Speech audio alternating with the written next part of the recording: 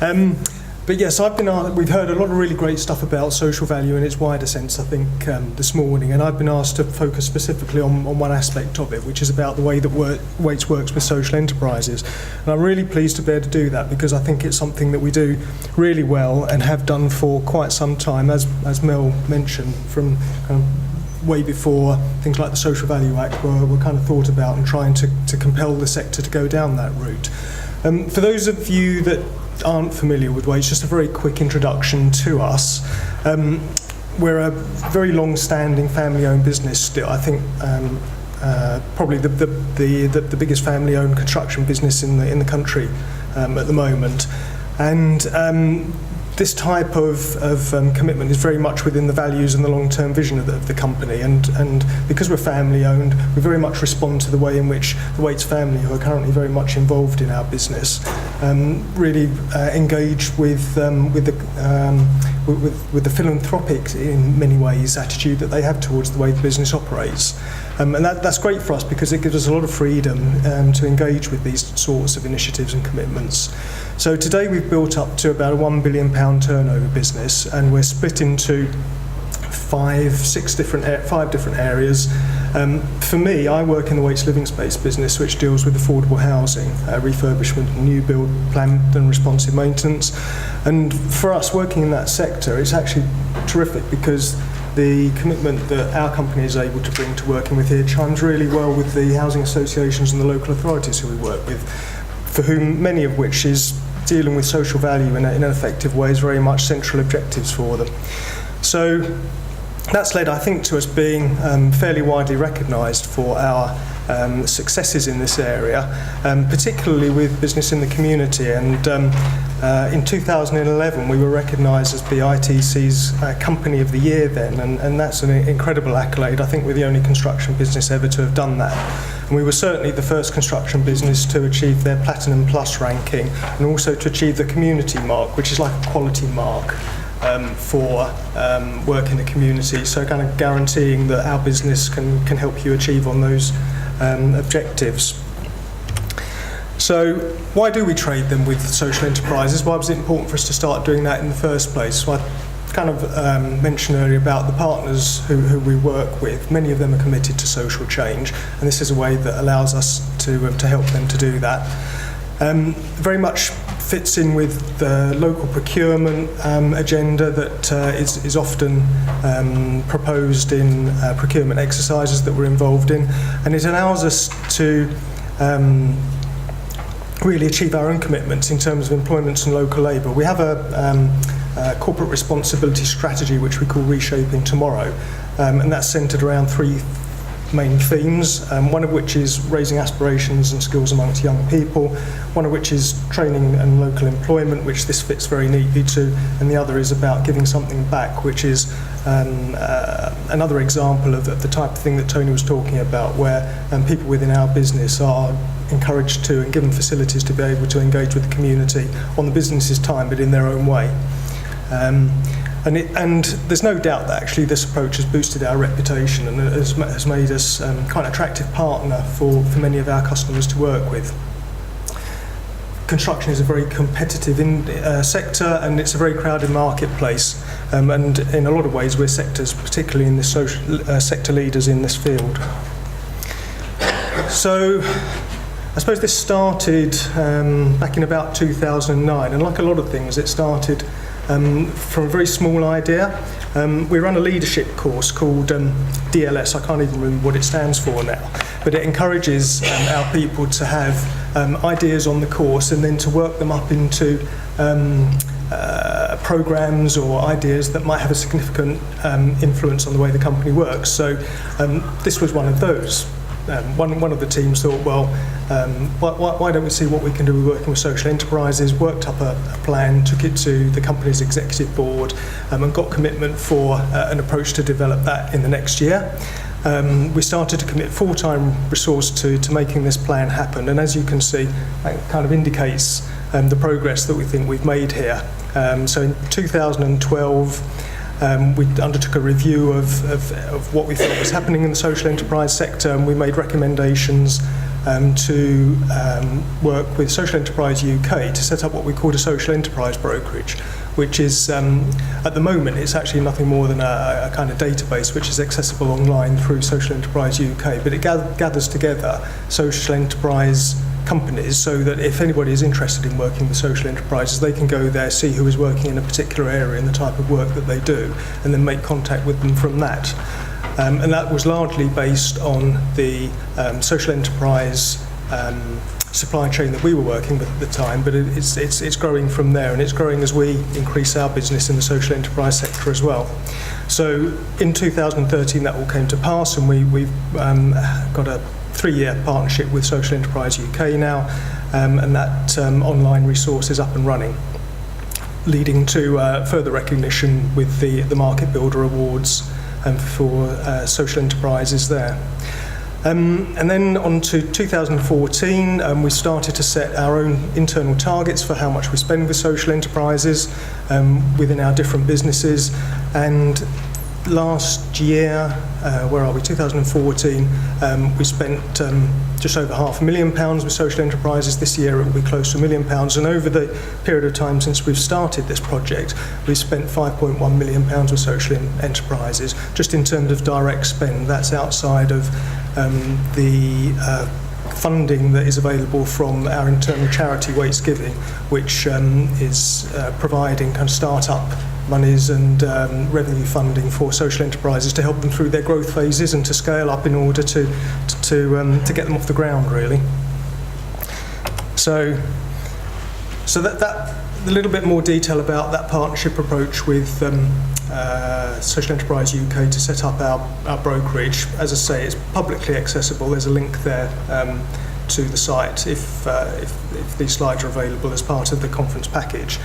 And then the partnership approach actually has been very important in us taking on a piece of thought leadership work which we commissioned year before last, and that was to really have a close look at, particularly in the housing sector, what the general view was about how valuable commissioning work through social enterprises could be in terms of generating social value. So we surveyed with PricewaterhouseCoopers, with Orbit, with representatives from both here, with the CIH and with Social Enterprise UK. We undertook a survey and we've produced a report about that. And that report came down very firmly on the view that actually this was the way to do things. That report was launched at CIH last year, was very widely welcomed and has been taken on by the government now in its review of the Social Value Act, some of the recommendations that have been made in that. And we're now developing that to the next stage, and this year at CIH Manchester we'll be launching what we call Communities Count 2, which is a toolkit that takes those findings and then is turning it into some practical guidance about how you can work more effectively with social enterprises. So, as always, there's been challenges in what we've been doing. At the moment, social enterprise is a relatively small-scale sector. That number sounds large, 70,000, but it's actually only 2% of the 3 million active companies that are registered at Companies House at the moment. So it's a relatively small pool to be fishing in. And for some reason, the geography is quite slanted. Most social enterprises seem to be based in the south compared to the north. So for national businesses like ours, that makes it not so easy to engage in some areas than others. And also there is a heavy concentration of social enterprises in areas of high deprivation. That doesn't sound good, but actually it's quite good for us in some ways, because most of the work that we do is in areas of high deprivation, particularly on our housing maintenance programmes. So that does mean that there is often a pool of social enterprises who we can work with in those areas. Another challenge is that many of the social enterprises are kind of very young organisations, and many don't have the business skills of those who have been longer standing. And for businesses like ours, taking on new, relatively inexperienced organisations can be a bit of a risk. But we manage our way around that by offering mentoring services and advice to those that we're working with, and helping them to go through the approval processes that they need in order to get onto our supply chain. And then we're a big organisation ourselves, and many people have their own perceptions about third sector organisations and such like, and what they can bring to the company. So there has been an element of changing culture and encouraging people to understand that actually it is a benefit, and social enterprises can perform for us in the same way as our regular supply chain can. So I may have covered some of these as I've been going through, but some of the highlights for us have been, as I say, trading over £5 million in the sector since we started really to look at this seriously. That includes over 60 social enterprises now, and they're effectively organisations new to our supply chain. So we've been able to kind of increase the diversity of our supply chain, which is good for our business.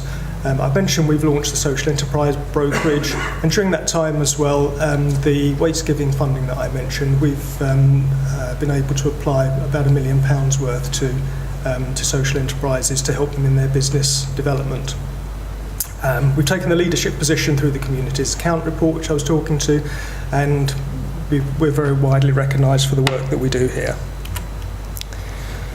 So that's where we are now. Looking to the future then, and looking kind of 5 years ahead to 2020, social enterprises are going to remain a very key part of our procurement and our operational delivery.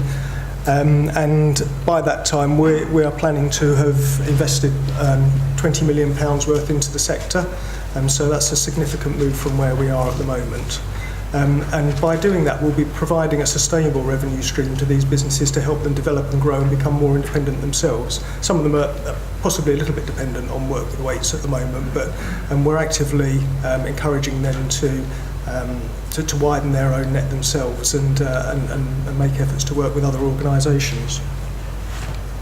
So that allows them to trade up and become more independent. And we're very keen on increasing our influence in this area as well, which is why we're putting a lot of effort into taking on the Communities That Count #1 report, turning it into a series of practical recommendations for the sector to use, and hopefully influencing government in its review of the Social Value Act now. And we will also continue our charitable investment in the sector through Wates Giving.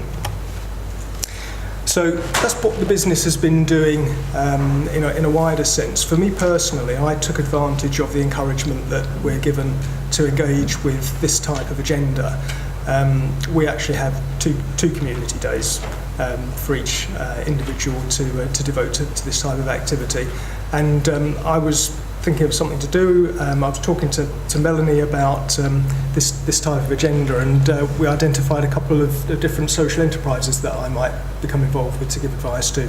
Argonaut is one of them, and I'm involved with another called Transform West Midlands, which is very much a fledgling stage at the moment, but is involved in using the improvement of open spaces and properties to provide opportunities to young people. But for me, what we've done is we've put our money where our mouth is. So with Argonaut, we've traded about £40,000 on 10 different contracts with at the moment, so we've been able to give them repeat business. I started off as a formal non-executive director for Argonaut, then Wates introduced restrictions on some things that we could do which were involved with conflicts of interest. So I've had to resign the formal board position, but I'm effectively involved in the same way as in an advisory capacity. So I'm able to bring my experience of working in a big construction company and provide linkages to other organisations that we work with, like the CITB, be a sounding board for problems that Jill and the team are experiencing, and hopefully they're appreciating that input, and Jill will perhaps tell you a little bit about how it's had an effect on them in her session. And for me, there's an element of personal development about this as well, because we employ a very wide supply chain, and it's been very interesting for me to be actively involved, almost on the other side of the fence, if you like, to understand what their issues are working with us, and to allow us to respond to them a little bit more effectively. So that's about me, I think. That's a summary of the business and my individual experiences in the sector, and hopefully Jill can carry on from there with her Argonaut experience with Wates.